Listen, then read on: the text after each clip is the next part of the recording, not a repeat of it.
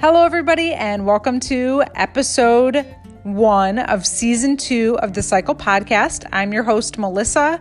Thank you so much for the outpouring of support in 2019. I'm really excited for 2020. We have a new year, a new decade, and the Cycle is going to be bringing you 2 podcast episodes a month. If there's a topic you would like me to cover, please let me know. I'm going to try to cover it. I'm talking with a few different people, including some nutritionists and other people in the industry, so we can bring you the best content. But also, I do feel that sharing stories is such an important way to listen to what other people are going through, heal, and learn from them. So I hope this podcast is bringing you value, but I'm also open to hearing to what you want to hear. And thank you again. I cannot tell you the amount of support I've received from you, my listening audience. It propels me to move forward every single day and make the podcast even better. There's a little bit of audio in and out on this episode. I hope that doesn't bother you too much. I apologize for that. I will be working on that in 2020 to make it better. But please enjoy this episode with Lauren from Calgary, Alberta in Canada. She's a professional massage therapist and she also is a figure competitor. So she bodybuilds. She's got a lot of interesting tips for us, and her story is like that of many others, but she has some unique characteristics, and I hope you enjoy. Thank you again for listening. Back, everybody, to another episode of the Cycle Podcast. I'm very excited to have Lauren with me today. We have met via Instagram, and she is from Calgary, Alberta, where it is minus 26 Celsius. So she is excited to be indoors and recording a podcast today. Lauren, welcome to the podcast. Hey, thanks so much for having me. I'm really excited. Well, we appreciate you having the courage to open up and talk about your story to help other women. So we'll jump right into it. Why don't you just tell us a little bit about yourself? It doesn't have to be endo related. We know you live in Canada. What else fun do you want to share with us? So I'm living in Calgary in Canada. I am a massage therapist. So I've been doing that for about 3 years now. I work at a physio clinic, so I help a lot of people with chronic pain and injuries. I have 2 dogs and I foster dogs as well. So we have a pretty busy house full of animals. And I do some competitive bodybuilding. I saw that on Instagram, and I definitely want to get into that in our conversation today. Absolutely. Yeah. Well, thank you. I love dogs. That's amazing that you foster them. I bet it's hard when you have to, it's probably you're happy that they find their forever home, but you'll miss them as well. It's rewarding, and it's also very challenging. Yes.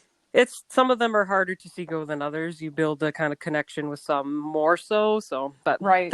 The houses that we've found and the families are so much better even than us. So it makes it easier to say goodbye. They'll have a good life. Right. Exactly. Yeah. Exactly. Okay. Well, let's start from the beginning. When did you first start your period? Do you remember how old you were? So I was trying to remember, but I believe it was either grade 5 or grade 6. Okay. I remember being in our sex ed class, and I remember them saying, okay, when you hit puberty, you'll get your period soon. And I remember I hit puberty and I didn't get my period yet. And I was actually upset about it. And I wanted to get it. And now I look back, I'm like, wow.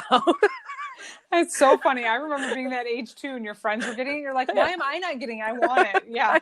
No, thank you. I'll pass. Yeah. That was not something I should have wished upon myself.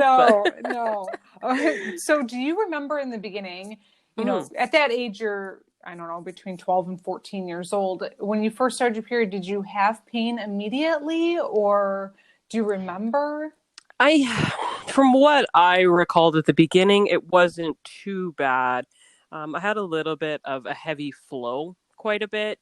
So I remember especially more so in middle school and things like that, I would use tampons and pads and it wouldn't even quite cut it. I would have to keep going to the bathroom at school, and how embarrassing that is when you're that age, trying to rifle through your bag and find stuff and sneak off. And I'd have to go constantly to the bathroom to check to make sure that it was okay.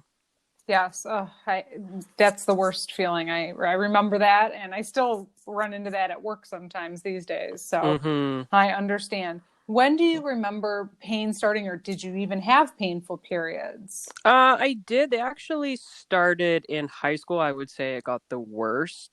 I had a lot of cramping. I would wake up at night with stabbing pain. I have a very high pain tolerance, so I kind of just chalked it up to it being something else. I never really made the connection to anything at that time. I just kind of thought it was a bad period and it would come and go. I would have been about grade 10.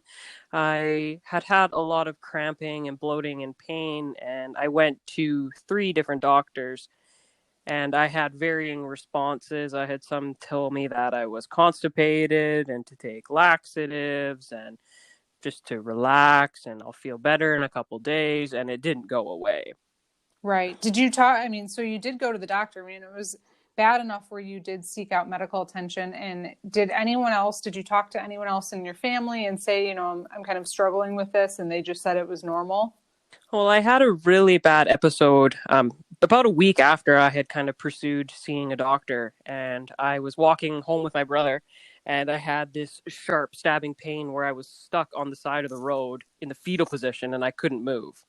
And I had to stay there for about 20 minutes before I could get up and actually walk home again. Wow. And I walked home and I stayed in bed for about 2 days. And every time I got up, I'd be almost in tears, and using the washroom was bad. And I went back to the doctor and they said, "Oh, we think your appendix burst. You need to go to the hospital now." So we rushed down, and I was there for about 3 days, and it turned out that I had a cyst that ruptured. Mm-hmm. And so I was hospitalized for about 3 or 4 days. Wow. Yeah. Mm-hmm. And that's still around grade 10? Yes. Yeah. So after that, I mean, when that cyst ruptured, at that point, did anyone say anything to you? Did they give you an ultrasound? Did they see any other cysts? Or was it just you had a cyst rupture, they kind of got you cleaned up and sent you on your merry way? It was pretty much, this is what happened and you'll be fine, and it probably won't happen again. Right. And what year was this? Or roughly? Yeah. That would have been like early 2000s. Okay. Yeah. At that time, I actually had found a really good OBGYN where I was living, and she dealt with a lot of high-risk pregnancies and things like that. So I started seeing her. I went and got a pap test, and they always came back with abnormal results. Mm-hmm. So I had to go every about 6 to 8 months to get a pap test to make sure that everything was okay. So that kind of started at a pretty young age. Is the pain affecting, I know you said it's bad, but at this point, like in high school, is it affecting your life like day to day, or do you feel like you're still able to go out and do sports and do other things with your friends, and maybe it's just the first couple of days of your period you were down and out? I would say back then it wasn't as severe, so it would have been just my period that would be really bad. Right.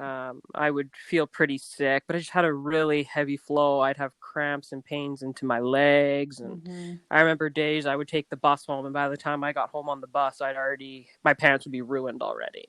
Yeah. Just from taking a bus home from school. So it wasn't enough time to even, to that. So it wasn't anything else at that point, but it was severe enough that, I mean, I would have wanted to stay home, but yes, I would essentially force myself to go to see my friends and kind of continue having a life.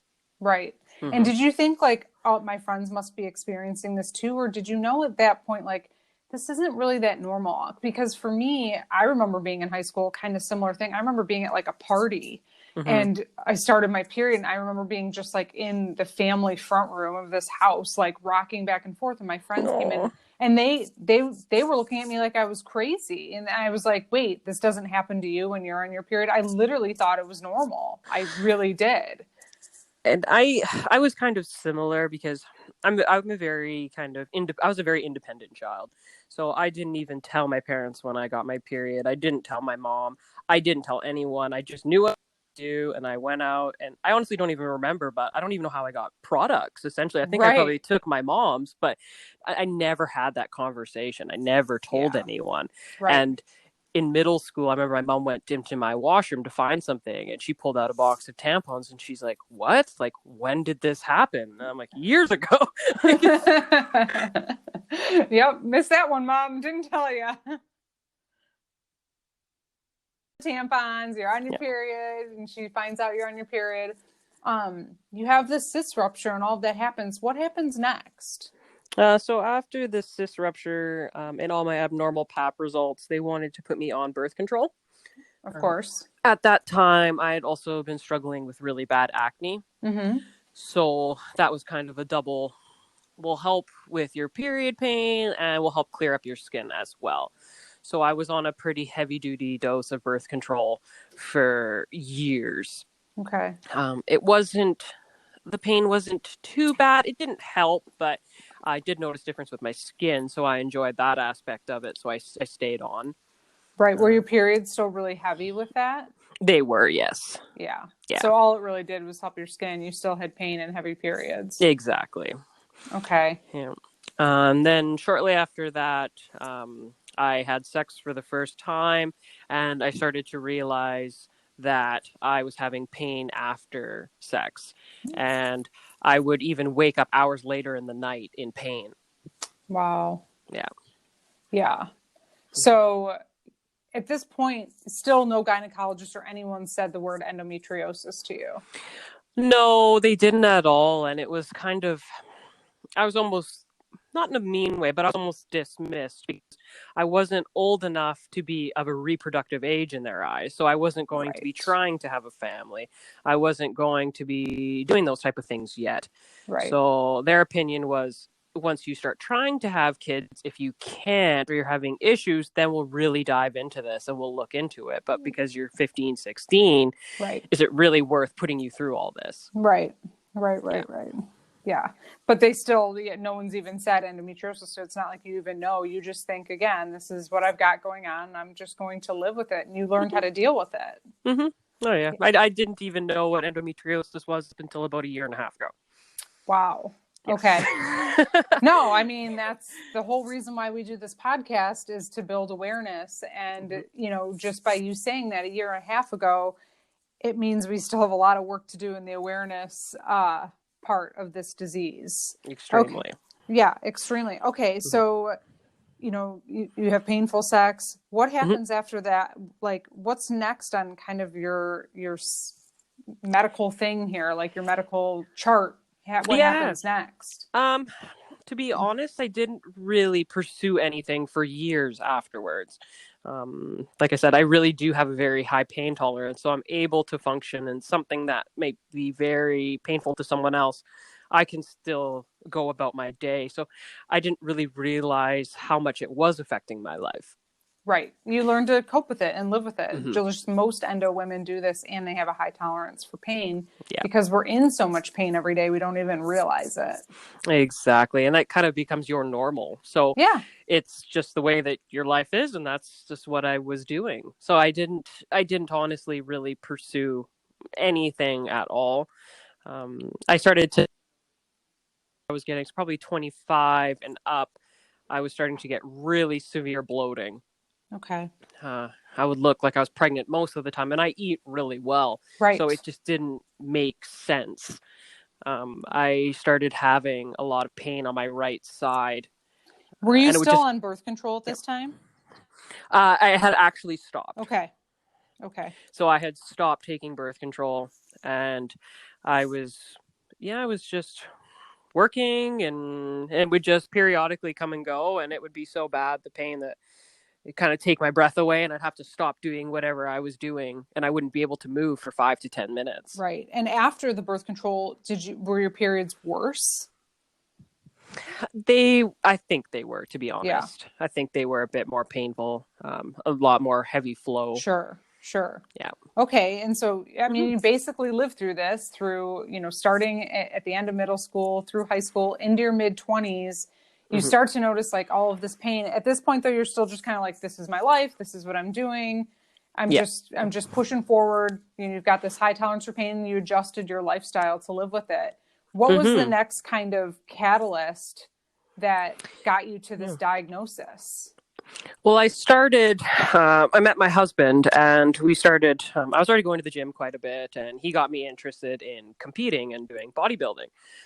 So I started pursuing that, and I did 2 shows, and I actually kind of had such a low body fat.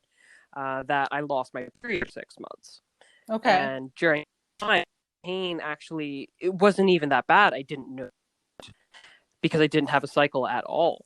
Right. And did you have any other like weird pain, like leg pain? I know I want to get into the lifting part of this because I think that's really interesting too. But any other like weird pains, even though you weren't having your period?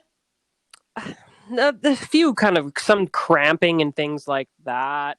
Right. Very periodically. I still get it to this day where I'll have very sharp, intense pain underneath where my lungs are, right by my ribs. Yep. Yes. I get a really intense pain there that I pretty much can't breathe and I'm stuck.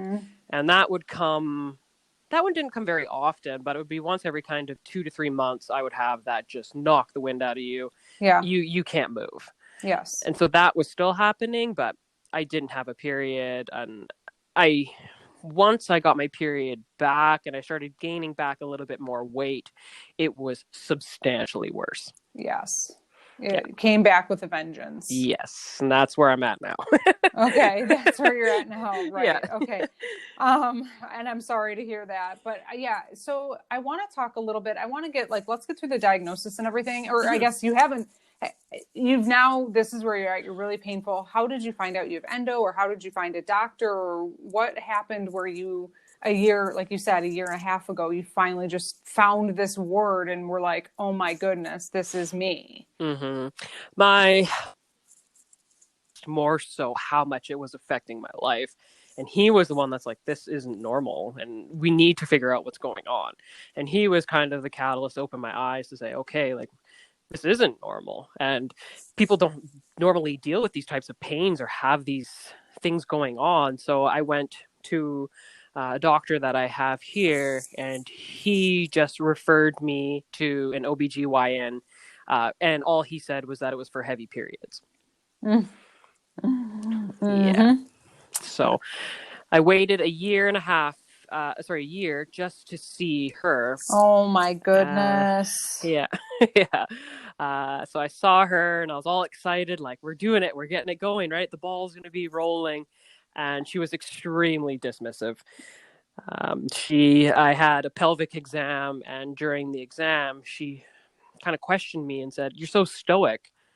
Why are you not, basically, why am I not crying and freaking out? And why am I not responding to the pain she's trying to incite on me?" Oh my gosh. It was a very weird, like almost as if she wanted me to be crying to validate that the pain was, yeah. Horrible. I'm so sorry. What a terrible experience, especially after waiting a year. Oh yeah. It was go get your blood work, which I had already done previously because I'm very on it because I don't want to wait any longer. Right. So I'll do all my tests so we have all the information. So she sent me away with wanting to put me on birth control again and to do another hormone panel. Oh my goodness. Yeah. And what did you do? Were you like, forget this, I'm finding a new doctor? I mean, did your gut tell you right away, this is not my doctor? Basically, I left, got to my car, and I cried just out of frustration because I kind of started to realize how this is going to go. It's not going to be as easy as I thought. Right. At that time, I had done my own research, and I had found some Facebook groups on endometriosis. Right. Just doing Google searches on my own, and I read all the symptoms, and I'm like, oh my. This is what I have. Literally to a T. I'm like, check. Like, how did anyone else figure this out? Like, why did I have to figure it out? And unfortunately, you and hundreds and thousands of other women, we've all self-diagnosed ourselves before we spoke to a doctor. I mean, or after, and not before we spoke to a doctor that would actually listen, but went to 100 doctors before that, and they never put it together. And it's like, how can we put it together with a simple Google search and you can't put it together as a doctor?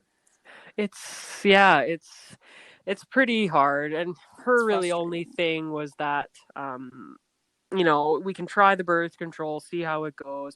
We want to avoid surgery by any means. So we don't really want to go down that route unless it's, the end of the line. And that's and she did suggest that I start going to pelvic floor physio, which was really the only thing I kind of gained from that experience. That was a good thing that she explained to me. And that I think that was good, but the rest was just a terrible, terrible experience. Yeah. So did you Yeah. find a new doctor after that? I mean, did So I she won't, say yeah. endometriosis? Did she say, I think you have it? I mean, the No. advice she gave you was wrong. Like, to avoid surgery is the wrong advice. Yeah. Yeah, she didn't actually. It was kind of funny because she didn't say anything to my face about me having it or the possibilities. It was just try the birth control, come back in 3 months, we'll reassess. And I didn't obviously like my experience with her. I didn't feel really listened to. Right. So I went back to my family doctor and I said, you know what? I'm not talking to her. I'm not dealing with her. I had to chase her down just to even get my charts from the visit. Right. I had to call the clinic to get them to send it. So they sent it over, and on the paperwork, it actually had said that she suspects I have it. Right. But she never said that to my face. Right. Terrible. Yeah. So have you found a new doctor and seen a new doctor yet? I know, and just for the listeners, so you guys know, Lauren's in Canada and it's different in Canada. And I don't exactly know, but I've talked to a few people in Canada, because they have universal health care, the waiting period is a lot longer, especially for specialists. Is that correct? It is, yes. So right now, I believe we only have 3 or 4 excision specialists in the whole of Alberta. Yeah. So that's our province, which would be the equivalent to a state in the U.S. Right. So there's only 4 people, which most of them do live, fortunately, where I live. So I'm very lucky to have access to 2 or 3 of them. Right. But our current waiting times are 2 to 3 years just for an initial assessment. Gosh. So are you still waiting to see another doctor now for a second opinion? So I had requested one of the surgeons on the list for excision from my family doctor. Right. And I expected a very long wait. And I got a phone call recently saying, oh, we have you on a triage for 3 to 6 months. Okay. Like, holy moly, this is amazing. I'm so happy. It's finally going the way I want it to. And I got a phone call. And it's actually just for another OBGYN. Oh, no. Yeah. Oh, no. Yeah. So I'm seeing them next month, actually. Okay. And see how that goes. Nobody in the endometriosis groups has ever even heard of him or dealt with him before. Right. So probably not going to be your doctor, but at least you can see someone and maybe just at least maybe move you to an excision surgeon faster. Exactly. And it's kind of, unfortunately, here you almost have to go through the hoops to get to these doctors to even see you, just because their waiting list is so long. And for me to not be formally diagnosed, it almost doesn't help me in a sense, because I have to prove that first before I'm seen. Yeah. I can. Yeah. Has to be incredibly frustrating. And I know I was actually talking to another patient from Canada yesterday, and she says, we have to wait a long time, but in the US, you have to pay for your care because endometriosis really isn't recognized. And I was like, yes. And she's like, so it's almost a double-edged sword. It's either you're paying thousands and thousands of dollars to be seen fairly quickly within 3 to 6 months, or you have to wait a year to see the right doctor, and you could be in horrific pain that whole time. It's challenging because I've even thought of that myself, of possibly going somewhere else. Right. And going to the US. Yeah. And paying out of pocket, just because that's another 4 years that I might not even still have surgery or have that kind of anything going. So it can be extremely frustrating. Yes. And I even, my mother had a hysterectomy at 30. Right. Because she had similar issues. Right. And she probably had endo and just was never diagnosed. Yes. And she had adenomyosis as well. Right. Which sounds like, again, I'm not a doctor for everyone who's listening, but with how heavy your periods are, it definitely sounds like you could potentially have that. And if she had it, I mean, your likelihood is much higher. Extremely. And she had a very similar circumstance where she had to fight for almost 2 years to get anybody to even listen to her. Yeah. And she would go to the ER, and she had one doctor in the ER tell her that she had an ingrown hair. Oh my goodness. Yeah. Yeah. Wow. Yeah, I've been told I had a UTI before and just a lot of random things that were not accurate in the ER. Yeah, Oh my it's, I goodness. mean, and at that time, my mom had already had 2 children. So Right. they were a lot faster she had a hysterectomy and they diagnosed her afterwards. So they were more willing to do that, where I've never had any children. Right. Unfortunately, I can't get pregnant. I've never had success getting pregnant. Right. I'm not even trying, but I've never tried not to. And it's Right. just not, I know that it won't happen. Yeah. Yeah. Yeah. So how are you feeling right now? Like how's your day to day been now? Are you taking anything? What are you doing Hmm. to kind of get by day to day with the pain? Is your pain now expanded to more than just your period? It's a lot worse. I started to actually track my pain. I started using a few different apps on my phone. Mm-hmm. So and there's some endometriosis specific. So it has Right. almost like a checklist, right? Where's your pain? Scale of 1 to 10. Which app are you using? Just so if the Yeah, listeners, it's they may called want to Flutter. Flutter. Okay. Oh Yes. yeah, I've seen that one. I've Yeah, seen that one. it's really Okay. handy because it has a really varying list of everything, how you feel, urination, how you feel in all these different aspects. And you can actually export it to a PDF and you can go to your doctor.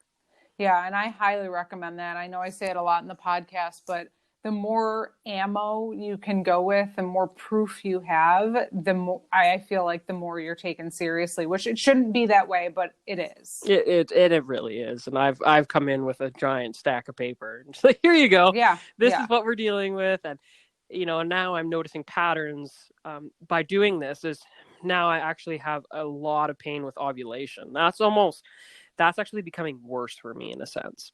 Yep. I mean, I've heard that from other women before too. And do you experience any like nausea or any other symptoms? Mine is a lot of bloating, nausea. I'm pretty good. I'm okay. Fatigued, Mm-hmm. exhausted all the time. Some days I can barely get out of bed, and it's like 11:30 in the Yes. morning. I have really bad. My pain is predominantly on my right side. I've started to notice. Okay. I've over the last 6 months, it started. I feel like it affects my hip now. Mm-hmm. Mm-hmm. So Yes. some in a lot of pain, my back. Like I'll feel it in my back. I'll feel like my hip doesn't want to move properly, so I walk a little bit stunted. Yes. All of Yeah. that. Yeah, Yeah. I've had very similar symptoms. So now with all of that, and I went and looked at some of your amazing photos on Instagram. So bodybuilding, endometriosis, like how did you do it, first off? And second, I also really love fitness and working out, but a lot of people listening are in so much pain that they can't get to the gym. So my first question is, A, how did you do it and how hard was it? And B, for women who are listening who are just struggling to even get out of bed, Mm-hmm. do you have any good gym tips for them to get started Oh, and definitely. maybe, feel good? Like for me, I do mobility and strength training. I do not do a lot of cardio. So I'd love Good. to just hear what you've done and how you kind of get through it with how badly you're feeling some days. Growing up, I played a lot of sports. So I played soccer, volleyball. I've always been a very extremely competitive person. So I like anything where I can kind of just go 110 and put everything into it. I really enjoy being focused. So it was a really good fit for me. I hired a coach. We started working together. Um, at that time, I didn't really realize my pain too much, so it didn't hold me back. And the more healthy food I ate, the better I felt. Sure. So I would have a prep for a show. I would have about 16 weeks where I get ready. And during that 16-week period, I would probably only have 1 or 2 cheat meals, we call them, or a meal that you enjoy to have. Right. So during that time, I'm a sucker for the good stuff, right? Pizza and pasta and Mm-hmm. burgers, and I would have those, and I would get so ill that I would almost have to go to the hospital Yes. Yeah. because I was just so used to having clean food that when I introduced those things back into my diet, I would just flare up instantly. So the question is, Mm-hmm. did anyone else that you know that does shows, did that happen to them as well? Yes. Okay. So that's Yeah. interesting to me because I'm Yeah. just like, does this happen to me because I have endo?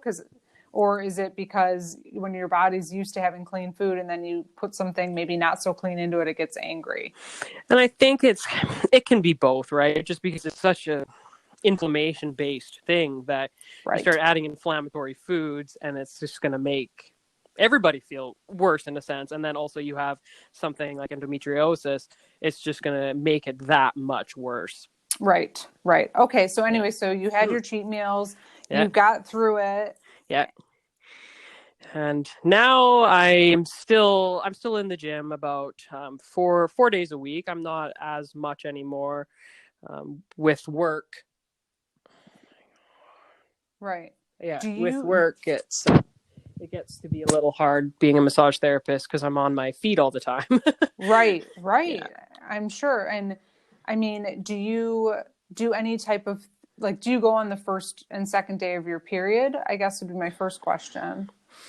I find that to me personally, I enjoy training. It's kind of my stress relief and time Hmm. to myself, Yes. and I find I sleep a lot better. Right. I feel a lot better. I gained a bit of weight over the last probably year, and I feel like my pain was a lot worse. So I've been trying to control my food a lot more just to keep it down as much as I can. Right. Right. Um, are there any tips that you can give women who may be in pain to start strength training, or, they might be afraid because they are in pain to train? Hmm. I think that the biggest one I find, especially for a lot of females, is that feeling comfortable in the gym setting. Hmm. I find a lot of people feel judged or feel like they don't know what they're doing, so they don't want to even go. So I highly recommend for people who are not very comfortable to hire a trainer at least 1 or 2 times, get comfortable with the machines and how the equipment works, um, develop a program for yourself, and you'll gain a lot more confidence in yourself and knowing what you can do. Right. And you can go in there with a plan and not just walk in, okay. Like it's very overwhelming when you don't know what half the stuff does.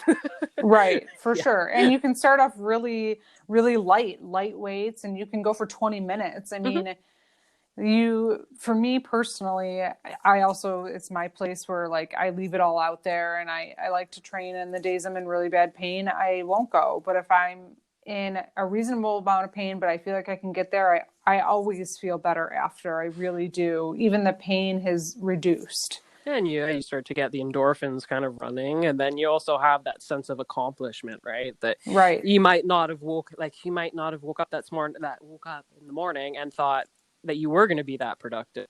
Surprise yourself that you could get up and you could do it, and just working out at home and using the fits DVDs and things like and watching things on YouTube, and that's how I started working out. And then Right. I Right. transitioned into a gym. Yes, very similar. I started in my basement and Yeah. transitioned to a gym. So it's not like this thing where you have to go to the gym and start doing squats or deadlifts tomorrow. No.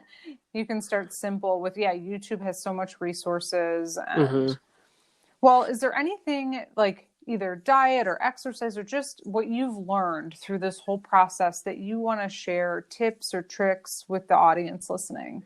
Ooh. Well, I think that I don't know.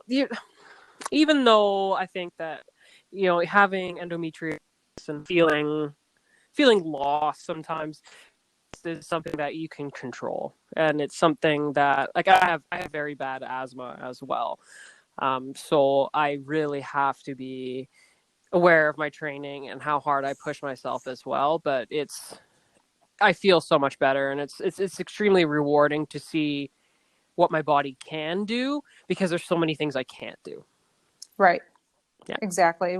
So such for mental health. I guess I didn't even talk about that. Mm-hmm. Strength training for me makes my mental health better just because I'm like, I am strong and I can do this, and it helps me in other areas of my life. Like I don't care if I'm the most buff person in the gym. Yes, that's a great side effect of training all the Yeah. time.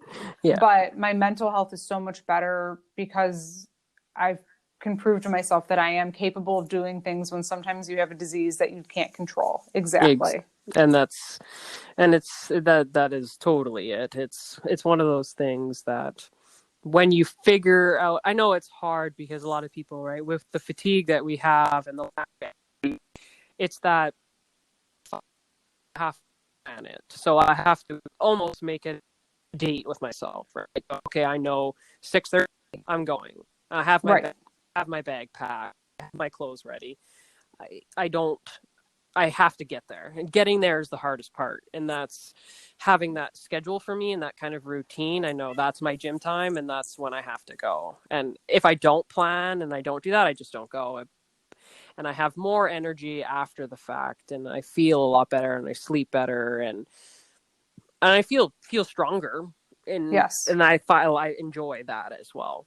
Yes, absolutely. I'm the same way. It has to be scheduled on my calendar. My clothes have to be laid out, and I have to be ready to go. Very, very similar. Now, massage therapy is also actually something I'm interested in too. Are there any tips or tricks for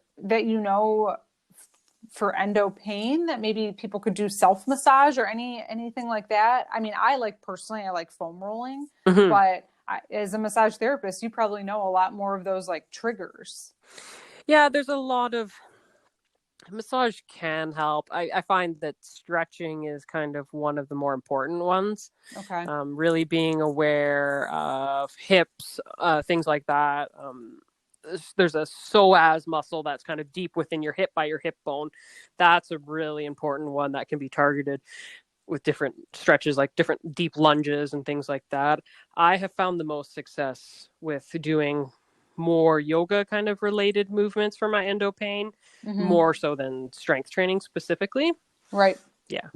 Yep, absolutely. Because you can kind of release things when they get really tense. So if your nerves are tense because maybe you have an endo lesion there, inflammation, everything starts to get tense. So if you do yoga moves and you hold them for a long time, the muscles actually have to like relax. They have to like give in and say, okay, I'm going to relax. And it does help reduce the pain a little bit. And also too, in that and being aware of your breathing, I find is a very, very big thing. You can substantially notice a difference, even just 2 minutes of being aware of your breathing. I find kind of realizing how much tension we hold just from being in pain all the time. Like you don't realize how often I'm probably sitting here right now, clenching most of my muscles, even though I don't have to be, but my body's just waiting for that to happen, waiting for pain, and it's waiting for that tension. Right.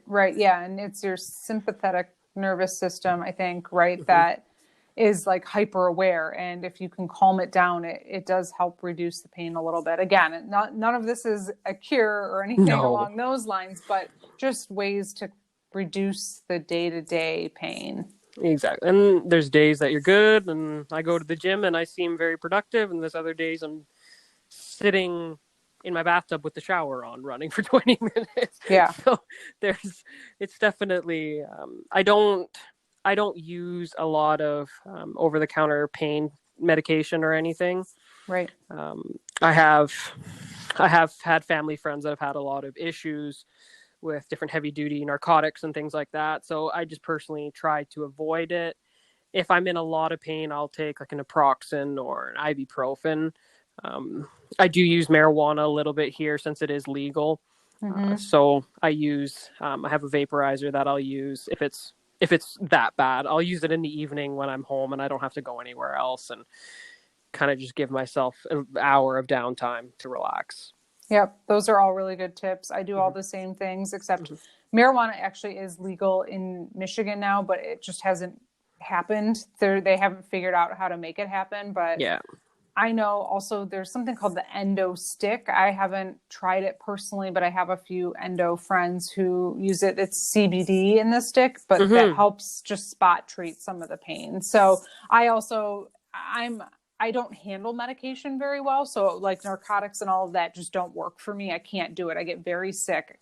So I have to go very lightweight on, if I'm going to take something, it's the Advil or maybe naproxen. And, if they ever figure out getting marijuana legal in Michigan, I would consider trying that too. And we've been very lucky here in Canada because for before it was legal, you could actually get your medical cards as well. So I've had access to that.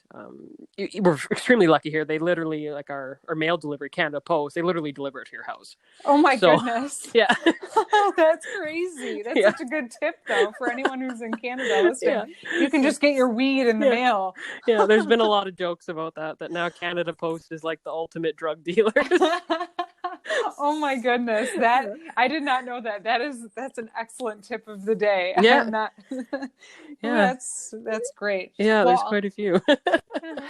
That's great. Well, I will be thinking of you and hoping you can get the right appointment sooner. And I know all of our listeners will be too. And just for everyone who's listening, this is going to be a 2-part episode. We're actually going to talk to Lauren's husband next, and that will be episode 2 for January. So we're really looking forward to that. Lauren, anything else you want to add?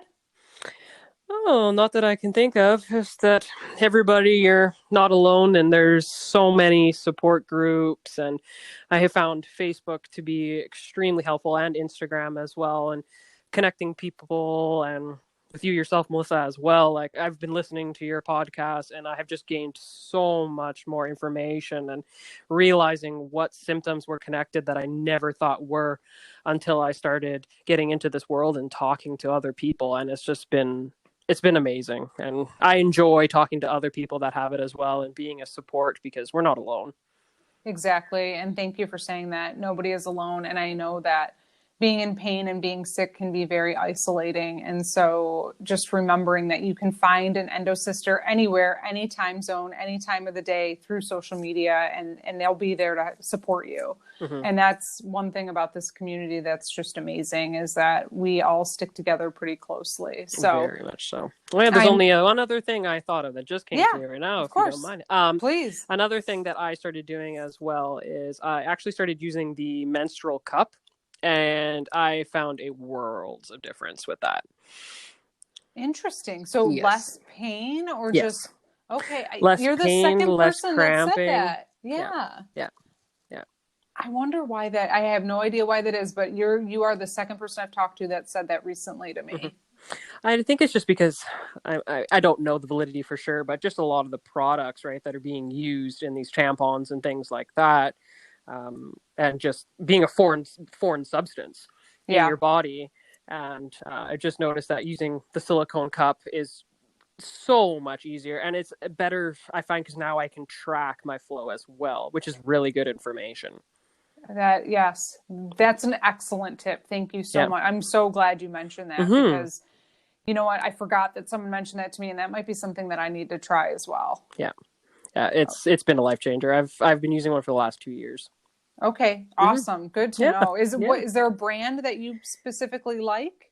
The one that I've been using is called the Diva Cup, and you can just get it at the grocery store.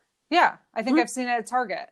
Yeah, and there's a lot of new ones coming out now, like some of the big brands, Tampax and things like that. They're starting to develop their own too. So a lot of those brands are changing to kind of go that way.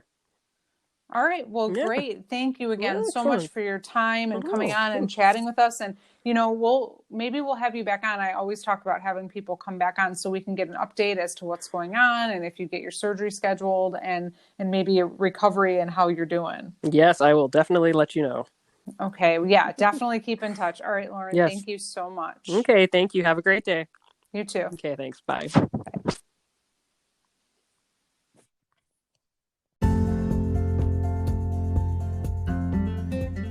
Thank you again for listening. I hope you enjoyed today's episode with Lauren. Stay tuned, because the next episode that is coming up live, episode 2, is with Lauren's husband and how he's been able to deal with her endometriosis. And he has some tips for people out there, the patients and the loved ones of patients. That's episode 2. Please check it out. And thank you again so much for listening. I know I thank you all the time, but really you guys make such a difference in my life.